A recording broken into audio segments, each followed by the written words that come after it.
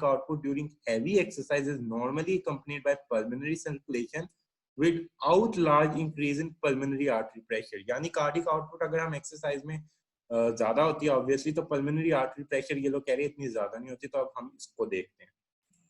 चलिए, जब आप एक्सरसाइज करते हैं ना तो क्या होता है, सबसे पहले तो आपको पता होना चाहिए कि आपके लंग्स में हमारे पास ब्लड फ्लो इंक्रीज कर जाता है। ब्लड फ्लो हमारे पास थ्रू लंग्स 4 से 7 फोल्ड तक इंक्रीज कर जाता है। अब वो कैसे इंक्रीज करता है, हमारी जो कैपिलरीज कुछ होती है ना, वो कुछ ओपन नहीं होती, वो कैपिलरीज ओपन हो जाती हैं। और उसके अलावा हमारे पास एक तो कैपिलरीज ओपन होगी, उसके अलावा जो कैपिलरीज पहले से ओपन थी वो डिस्टेंड हो जाती हैं, यानी उनको थोड़ी सी अगर छोटी थी वो डिस्टेंड हो जाएंगी। तो ये दो मैकेनिज्म होते हैं। अब देखिए, एक कैपिलरीज ओपन होगी, इसने हमारे पास वेस्कुलर रेजिस्टेंस क्या की, कम, क्योंकि पैरेलल सर्किट में आपको पता है रेजिस्टेंस डिवाइड हो रही होती है और कम हो जाती है। और जो हमारे पास जब इसकी ये डिस्टेंड होगी तो हमारे पास डायमीटर इंक्रीज हुआ, तब भी रेजिस्टेंस कम। फिर उसके बाद हमारे पास पल्मोनरी आर्टीरियल प्रेशर ने ज्यादा होना होता है। अब इन्होंने ऊपर हमें कहा था कि आप क्या चीज इसको आर्टीरियल प्रेशर को ज्यादा होने से रोकती है, तो जो हमारे पास डायामीटर ज्यादा हुआ होता है डिस्टेंशन से, और जो नंबर ऑफ कैपिलरीज ओपन ज्यादा हुई होती है, ये दोनों चीजें क्या करती है, रेजिस्टेंस को डिक्रीज करती है। जब ये रेजिस्टेंस को डिक्रीज करती है, यहाँ से ब्लड फ्लो इंक्रीज करता है। बट ब्लड फ्लो इंक्रीज जरूर कर रहा है, बट आर्टीरियल प्रेशर पे ऐसे इतना कोई फर्क नहीं पड़ रहा। इस रेजिस्टेंस की वजह से हमारी आर्टीरियल प्रेशर पे ऐसे कोई फर्क नहीं पड़ रहा। तो ये इधर लिखा हुआ है, there first two changes decrease pulmonary vascular resistance so much that pulmonary arterial pressure rise very little. अब इसका हमें क्या फायदा होगा, हमारे राइट साइड ऑफ हार्ट में ब्लड पंप करना होता है पल्मोनरी वेसल्स में। तो अगर हमारा राइट साइड, अब एक्सरसाइज में इसने ज्यादा ब्लड पंप करना है, अब अंदर हमारे पास रेजिस्टेंस कम हो गई है, तो हमें फायदा होगा, हमारे हार्ट को वर्क कम करना पड़ेगा। क्योंकि अगर आगे रेजिस्टेंस ज्यादा होती तो हमारे हार्ट को ज्यादा वर्क करना पड़ता, तो वो उसके लिए नुकसानदेह हो सकता था। तो इसका ये भी फायदा है कि राइट हार्ट पे ज्यादा बोझ भी नहीं डालता, कि वहां पे हमारे पास प्रेशर भी कम है, रेजिस्टेंस भी कम है, तो वो इजीली पंप कर सकता है ब्लड। इसके बाद हम पढ़ते हैं function of the pulmonary circulation when the left arterial pressure rise. तो ये हम सर्कुलेशन में भी पढ़ चुके हैं कि लेफ्ट आर्टीरियल प्रेशर अगर पॉजिटिव 6 मिलीमीटर ऑफ एचजी तक जाता है ना, तो कोई मसला नहीं है, बिकॉज जो पल्मोनरी वेन का प्रेशर होता है वो एज कम्पेयर इससे थोड़ा सा ज्यादा होता है, कि मतलब प्रेशर डिफरेंस होता है कि हमारे पास जो पल्मोनरी वेन है ना, उससे वो लेफ्ट एट्रिया में आ जाएगा ब्लड। बट अगर हमारे पास पॉजिटिव 6 से फिर ये ज्यादा होने लग जाता है, समटाइम्स ये even 40 to 50 millimetre of Hg तक चल जाता है, जो कि बहुत ज्यादा है। अब देखिए, इस जब तक पॉजिटिव 6 है तो कोई इतना खास फर्क नहीं है, बट जब हमारे पास लेफ्ट एट्रियल प्रेशर इंक्रीज होना चाहिए स्टार्ट हो जाएगा और 7 to 8 तक चल जाएगा, तो फिर अब क्या होगा, ये जब प्रेशर राइज हुआ 7 to 8 मिलीमीटर ऑफ एचजी तक, तो अब हमारे पास पल्मोनरी वेन से जो ब्लड आ रहा था वो प्रॉपरली हमारे लेफ्ट एट्रिया में ड्रेन नहीं कर सकता, वो कंजेशन हो जाएगी, वो पल्मोनरी वेन में ही रहेगा, वो पीछे पल्मोनरी कैपिलरी में प्रेशर लगाएगा। उधर से हमारे पास जब वो पल्मोनरी वेसल्स में ब्लड रह रहा है, तो जब राइट एट्रिया ने पंप करना है तो उसको अगेंस्ट राइट वेंट्रिकल ने पंप करना है ब्लड पल्मोनरी आर्टरी में, तो उसको अगेंस्ट द रेजिस्टेंस वर्क करना पड़ेगा, तो उस पर भी बोझ आ जाएगा।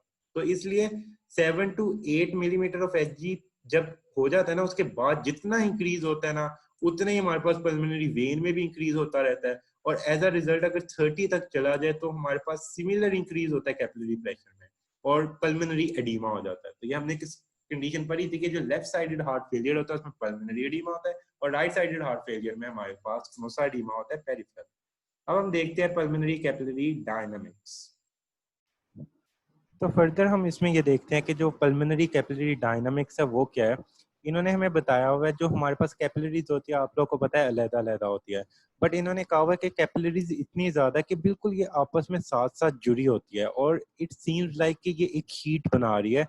तो हमें ये नहीं पता लगता कि ये सेपरेटेड है, बल्कि हमें ये लग रहा होता है कि ये as a heat of flow हमारे पास ब्लड फ्लो कर रहा है। अच्छा, इसके बाद जो नेक्स्ट है वो है पल्मोनरी कैपिलरी प्रेशर। तो इन्होंने बताया कि हमारा ना पल्मोनरी कैपिलरी प्रेशर कोई ऐसा मेजर करने का कोई डायरेक्ट मेथड नहीं, तो इन्होंने मेथड से किया था आइसोग्रेविमेट्रिक मेथड, जिससे ये आया 7 मिलीमीटर ऑफ एचजी, और इनके अकॉर्डिंग ये सही होगा। द रीजन बिहाइंड इज कि जो हमारा लेफ्ट एट्रियल प्रेशर होता है वो है 2 मिलीमीटर ऑफ एच जी, और जो पल्मोनरी आर्टीरियल प्रेशर था, मीन पल्मोनरी आर्टीरियल प्रेशर, वो 15 था। तो मीन पल्मोनरी आर्टीरियल प्रेशर आता है पहले, फिर उसके बाद आपको पता है कैपिलरीज आती है, कैपिलरीज के बाद फिर वेन, और वेन के बाद उन्होंने ड्रेन करना होता है लेफ्ट एट्रियम में।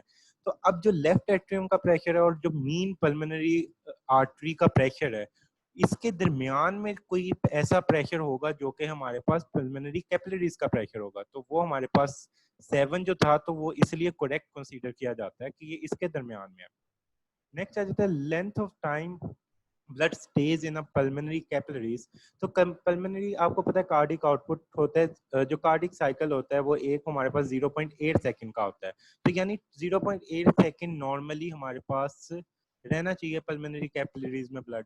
बट जब हमारे पास कार्डिक आउटपुट बहुत इंक्रीज कर जाता है तो समटाइम्स ये होता है कि हमारे पास जस्ट 0.3 सेकंड रह सकता है। अब देखें, जब 0.8 सेकंड रहना है तो उसने उसकी वेंटिलेशन प्रॉपरली, उसकी गैसियस एक्सचेंज करवानी है। अब जब 0.3 सेकंड रहना है तब भी उसने उसकी प्रॉपर गैसियस एक्सचेंज करवानी है, तब भी तो उसका काम पूरा होगा। तो अब जब 0.3 सेकंड रहना है तो इसको कुछ इस तरह का करना पड़ेगा कि वो जितनी पल्मोनरी, जितनी गैसियस एक्सचेंज 0.8 सेकंड में करवाता था वो 0.3 में भी करवा ले। तो वो किस तरह करवा सकता है कि जो कुछ कैपिलरीज होती है वो बिल्कुल ओपन नहीं होती, वो एडिशनल कैपिलरीज को ओपन कर देता है ताकि वो उसमें अपने आप में ब्लड अकोमोडेट कर सके। अब जब एडिशनल कैपिलरीज ओपन हो जाएंगी तो आपको पता है कि वहां पे ब्लड जो गैसियस एक्सचेंज है वो भी हो जाएगा। तो यानी इतने ही टाइम में इतना वर्क हो सकता है, बस इसमें ये होगा कि कैपिलरीज ओपन हो जाएगी। नेक्स्ट आ जाते हैं हम इसमें जो पल्मोनरी इंटरस्टिशियल फ्लूइड की डायनामिक्स है। तो ये इसमें जो लिखा हुआ है ये हम डायग्रामेटिकली देख लेते हैं। तो हमने हर जगह सर्कुलेशन में भी पढ़ा था, अब इधर हम देख लेते हैं। जो प्लाज्मा कोलोइड ऑस्मोटिक प्रेशर है, हमें पता है कि ये इनवर्ट प्रेशर होता है और ये हमारे पास 28 होता है थ्रू आउट द ब्लड। जो हाइड्रोस्टैटिक प्रेशर है कैपिलरी में, तो हमने अभी देखा था जो पल्मोनरी आर्टीरियल कैपिलरी का मीन कैपिलरी प्रेशर है वो +7 होता है। तो ये +7 हो गया। अब उसके बाद इंटरस्टिशियल फ्लूइड में आता है। तो इंटरस्टिशियल फ्लूइड में हमारे पास हाइड्रोस्टैटिक प्रेशर है -8, और जो हमारे पास ऑस्मोटिक प्रेशर है वो है -14। तो हम इसको इस टेबल में अगर गौर से देखें तो कैपिलरी प्रेशर हमारे पास 7 है, ये हमारे पास पॉजिटिव है। अब देख रहे हैं आउटवर्ड प्रेशर, जो हाइड्रोस्टैटिक प्रेशर है ये आउटवर्ड लगाएगा। इंटरस्टिशियल फ्लूइड ऑस्मोटिक प्रेशर, ये आपको पता है कि ऑस्मोटिक प्रेशर ऑपोजिट डायरेक्शन में होता है, तो इंटरस्टिशियम में है तो ये हमें कैपिलरी से इंटरस्टिशियम में लेके आएगा, तो ये 14 है। उसके अलावा नेगेटिव इंटरस्टिशियल फ्लूइड प्रेशर, तो ये नेगेटिव इंटरस्टिशियल फ्लूइड प्रेशर भी हमारे पास है विच इज -8, वैसे यहाँ पे लिखा हुआ है। तो -8 का मतलब यही है क्योंकि हाइड्रोस्टैटिक प्रेशर इनवर्ड होता है, मतलब जिस डायरेक्शन में है वो, फॉर एग्जांपल कैपिलरी का हाइड्रोस्टैटिक प्रेशर है तो उसको फ्लूइड को बाहर निकाल लेगा। लेकिन जब नेगेटिव है, इंटरस्टिशियल का नेगेटिव है, तो ये अंदर से फ्लूइड बाहर की तरफ यानी खींच रहा है। तो आउटवर्ड फोर्सेज हमारे जो हमारे पास जो आउटवर्ड फोर्सेज है वो 29 है, जो इनवर्ड फोर्स है वो हमारे पास 28 है। यानी जो आउटवर्ड फोर्स है वो +1 है, यानी कुछ ना कुछ फ्लूइड फिल्टर होगा। अब +1 फ्लूइड फिल्टर हो गया। अब हमें पता है कि हमारे पास लिम्फेटिक्स भी अवेलेबल है। लिम्फेटिक्स का क्या काम है कि लिम्फेटिक जो इंटरस्टिशियल फ्लूइड होता है उधर जो प्रोटीन्स और जो चीजें आई होती है उनको लेके वापस जाता है। तो यहाँ पे जो प्रेशर जनरेटेड होता है ना लिम्फेटिक्स में वो -5 होता है। तो ये +1 है जो बाहर निकल रहा है, तो -5 को +1 निगेट करके -4 कर देगा। स्टिल जो हमारे पास ये स्पेस है यहाँ पे नेगेटिव प्रेशर होता है। तो ये जो नेगेटिव प्रेशर है यही हमारे ये भी हेल्प करता है कि ये एल्वियोलाई ओपन रहे। अगर यहाँ पे प्रेशर पॉजिटिव हो जाए तो एडीमा हो जाए। देखिए नेगेटिव प्रेशर है तो इसी की वजह से जो हमारे जो ये एल्वियोलाई है इसके अंदर फ्लूइड एक्यूमुलेट नहीं होता और वो बाहर को आता है। नेगेटिव प्रेशर संक्शन करता है फ्लूइड की। अगर हमारे पास यहाँ पॉजिटिव प्रेशर होता तो ये अंदर चला जाता और अंदर जाके एक्यूमुलेट हो जाता, तो वो हमारे लिए नुकसानदेह होता। नेक्स्ट अब देखते हैं नेगेटिव पल्मोनरी इंटरस्टिशियल प्रेशर। तो यही है कि जो नेगेटिव है बाहर, तो इस वजह से जो अंदर का जो मटेरियल है, फिर फॉर एग्जांपल एल्वियोलाई में कुछ पानी भरने लगता है तो ये बाहर को खींचेगा और ये लिम्फेटिक्स इसको ड्रेन कर लेगी। नेक्स्ट आ जाते हैं पल्मोनरी एडीमा पे। तो पल्मोनरी एडीमा किस कंडीशन में होता है, तो हमने अभी एक बहुत इंपॉर्टेंट अभी पीछे पर क्या है कि left sided heart failure, mitral valve disease, जिसमें माइट्रल स्टेनोसिस और रिगर्जिटेशन आता है। सर्कुलेशन की वीडियोस में जो आया था उसमें कंप्लीट मैंने अच्छी तरह एक्सप्लेन किया हुआ है, और अभी पीछे भी अभी इसी चैप्टर में एक्सप्लेन करके आया हूँ, तो ये वो सेम चीज है। उसके अलावा हमारे पास कब हो सकता है कि जब हमारे पास पल्मोनरी जो ब्लड कैपिलरीज है उसका डैमेज हो जाए। जब पता है आपको कैपिलरीज का डैमेज होता है तो इसके अंदर का फ्लूइड, इसके अंदर की इसकी परमेबिलिटी इंक्रीज कर जाती है, तो बाहर प्रोटीन्स आ जाएंगी। जब बाहर प्रोटीन्स आ जाती हैं तो हमारे पास सारा फ्लूइड इधर आ जाएगा, तो यहाँ पे प्रेशर हमारे पास पॉजिटिव की तरफ चला जाना शुरू हो जाएगा, क्योंकि जब प्रोटीन्स आएंगी तो वो फ्लूइड को अपनी तरफ खींचेगी और यहाँ बाहर का प्रेशर राइज हो जाएगा। तो उसकी वजह से जब हमने देखा है कि यहाँ पे नेगेटिव फोर्स था तो संक्शन थी, अगर ये पॉजिटिव में चल जाता है प्रेशर तो ये एल्वियोलाई में जाएगा और हमारे पास एडीमा भी हो जाएगा। तो ये हमारे पास एडीमा होने का खतरा है, क्योंकि यहाँ प्रोटीन होती है वो ऑस्मोटिक एक्टिव एजेंट है, तो वो वाटर को अपनी तरफ लाएगी, यहाँ पे फ्लूइड प्रेशर इंक्रीज होने लग जाएगा, यहाँ पे फ्लूइड एक्यूमुलेट होने लग जाएगा, तो प्रेशर इंक्रीज कर जाएगा। अब पल्मोनरी एडीमा का सेफ्टी फैक्टर हमने देखना है कि पल्मोनरी एडीमा का सेफ्टी फैक्टर क्या है। ये ऊपर डॉग पे रिसर्च हुई है तो इसको हम नहीं देखेंगे, इसका मैं वैसे बता देता हूँ। जो हमारा जो कैपिलरी प्रेशर है, इन्होंने ये आप लोग इसको देख सकते हैं, अगर मैं इसको मटाऊं तो आप लोग देख सकते हैं जो हाइड्रोस्टेटिक प्रेशर है वो 7 है, पॉजिटिव 7 है, और जो ऑस्मोटिक प्रेशर है वो हमारे पास -28 है। तो सेफ्टी फैक्टर ये कहते हैं कि हाइड्रोस्टेटिक प्रेशर जब तक हमारे पास ऑस्मोटिक प्रेशर के इक्वल नहीं हो जाता तब तक एडीमा से हम बच सकते हैं। यानी ये +7 जब तक +28 नहीं हो जाता तब तक ये हमें एडीमा से बचा सकता है, ये इसका सेफ्टी फैक्टर है। यानी 21 millimetre of Hg hydrostatic pressure जब तक इंक्रीज नहीं होता तब तक हम एडीमा से बचे रहेंगे। तो ये ह्यूमन में इसका सेफ्टी फैक्टर है जो एक्यूट कंडीशन हो कि 7 मिलीमीटर से लेके 28 तक जाए।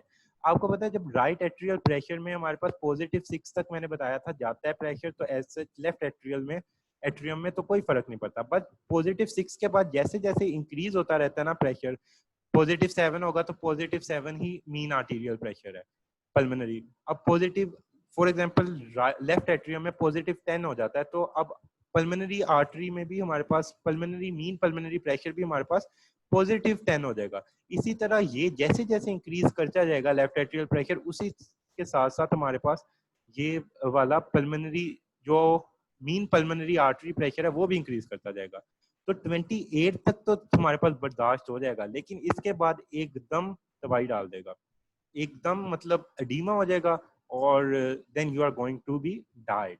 तो it is going to destroy everything. तो ये बहुत खतरनाक सिचुएशन है, इसलिए मैं इस पे इतना जोर दिया। अब आ जाते हैं क्रॉनिक कंडीशन। क्रॉनिक है ये यानी काफी देर से है, तो यानी 2 वीक से है, तो अब इसमें एडजस्टमेंट हो जाती है। यानी अगर तब 28 तक यानी 21 का डिफरेंस ये सह रहा था, तो अब ये थोड़ा और ज्यादा अपने में एबिलिटी इसमें डेवलप हो जाएगी, क्योंकि इसकी जो लिम्फेटिक वेसल्स है ना वो एक्सपैंड हो जाएगी, यानी वो फ्लूइड को ड्रेन करती रहेगी और नेगेटिव प्रेशर जनरेट करने की कोशिश करती रहेगी। तो इस वजह से इनके पेशेंट्स में ना इवन पहले आम में 28 तक है ना, तो इनमें इवन 40 to 45 मिलीमीटर तक भी जाता, तो एडीमा समटाइम्स नहीं नजर आता। तो ये होगी। उसके बाद हमारे पास ये हमने सेफ्टी फैक्टर्स देख रहे हैं, रैपिडिटी ऑफ डेथ। फिर ये उन्होंने बताया कि सेफ्टी फैक्टर से जैसे ही क्रॉस करेगा तो there is going to be havoc effects, कि एकदम सब कुछ डिस्ट्रॉय होने लग जाएगा, एकदम एडीमा इतना ज्यादा हो जाएगा कि सब कुछ खत्म। देन आ जाते हैं fluid in the pleural cavity. तो हमें पता है प्लूरल कैविटी के बारे में हम पढ़ चुके हैं कि क्या कहाँ पे प्रेजेंट होती है। लंग्स को सराउंड करती है, इसकी 2 लेयर्स होती है, एक पैराइटल प्लूरा, एक विसरल प्लूरा। अब इसके बारे में ये सिंपल यही लिखा हुआ है, आप लोग इसको एक बार पढ़ लें। इसमें इन्होंने यही बताया कि जो इसमें है ना फ्लूइड ड्रेन होता रहता, इसमें ट्रांसड्यूडेट होता रहता है, प्लूरल फ्लूइड इंक्रीज होता है। जब इंक्रीज होता है तो इसको लिम्फेटिक्स ले जाती है। तो जब भी मैंने आप लोग को तब भी शुरू में भी फर्स्ट चैप्टर में बताया था, जो लिम्फेटिक्स होती है वो उसमें नेगेटिव प्रेशर होता है, वो इस फ्लूइड को ले जाती है, उसकी वजह से यहाँ पे नेगेटिव प्रेशर फर्दर जनरेट होता है, जो कि हमारे पास लंग्स को ओपन रखता है। जो नेगेटिव प्रेशर है संक्शन की वजह से लंग्स को चेस्ट वॉल के साथ लगा के रखता है। तो इसमें जस्ट यही बताया हुआ है। तो नेगेटिव प्रेशर में अब नीचे उन्होंने यही बताया, the lungs to keep lungs expanded. और जो बेसिक कॉज इसका यही है कि लिम्फेटिक्स जो होती है ना, वो जब फ्लूइड उधर से ड्रेन करती है तो हमारे पास वहां पे नेगेटिव प्रेशर जनरेट करती है, और हमारे पास मिनिमम -4 प्रेशर होना चाहिए ताकि लंग्स को एक्सपेंड रखा जा सके, मिनिमम। लेकिन कहते हैं कि -7 तक जनरेट कर देती है, यानी थोड़ा सा ज्यादा ही नेगेटिव प्रेशर जनरेट कर देती है, which will be helpful for us. Next the last topic is pleural effusion. अब जैसे हमारे पास एडिमा हुआ था ना, प्लूरल एफ्यूजन में हमारे पास जो प्लूरल कैविटी है उसमें फ्लूइड ज्यादा हो जाएगा, उसमें किसी वजह से हमारे पास जो है ना oedema fluid in the tissue called oedema of the pleural cavity. तो प्लूरल कैविटी में फ्लूइड ज्यादा होके इसको हम कह देंगे प्लूरल एफ्यूजन। अब प्लूरल एफ्यूजन के केस कॉजेज हमारे पास सेम एडिमा वाले हो सकते हैं। फॉर एग्जांपल ब्लॉकेट हो जाए हमारे पास लिम्फेटिक ड्रेनेज की फ्रॉम द प्लूरल कैविटी, तो हमारे पास प्लूरल एफ्यूजन हो सकती है। फिर हमारे पास कार्डिक फेलियर हो जाए तो पता है वॉल्यूम ज्यादा हो जाता है, तब हो सकती है। फिर हमारे पास प्लाज्मा कोलोइड ऑस्मोटिक प्रेशर बहुत डिक्रीज कर जाए तब हो सकती है। और आखिरी है कि इन्फेक्शन हो जाए या इन्फ्लेमेशन हो जाए। So this is all about this chapter. I hope you understand it very well. Do subscribe the channel and must watch the video on the circulation. वो सारी available है और respiration में भी सारी आपको मिल जाएगी. Thank you very much for watching.